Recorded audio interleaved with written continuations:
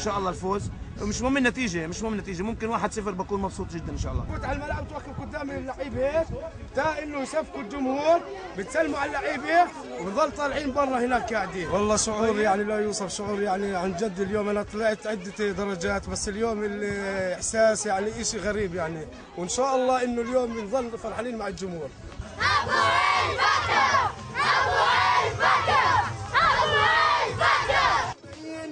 همة عاصم رقم 10 وليد بدرية.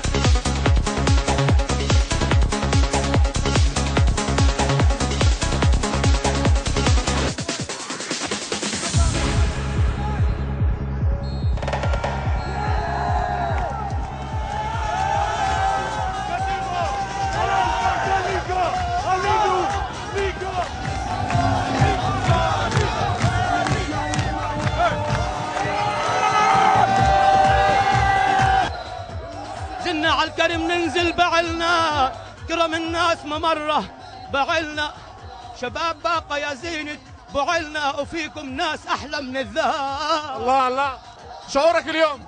أنا سعيد جدا لأنه هذول الأشبال عملوا عمل خلال سنة إشي من عملش، ففخور أنا فيهم، بعتز فيهم وبتمنى لهم كل نجاح.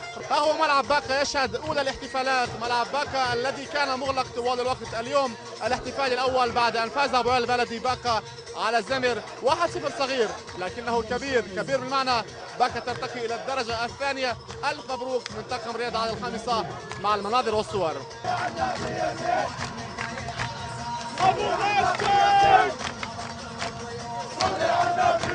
قلوبنا نظيفة، بنلعب للبلد مش للهب، بس للبلد بعيله بس. شعور لا يوصف بالفرحة، يعني فرحة يعني يلا حسن يلا حسن يلا. فيش أحسن من هيك فرحة، الحمد لله رب العالمين. طلعنا ليقة بحق. أول إهداء هو إلها لمهاب وللبنت الصغيرة سديلة اللي عندنا مولودة جديدة، طبعا لأولادي لنوريهان ويولندا وريان خليفة ومهاب بالطبع، وأكيد للمشجعين رقم 1.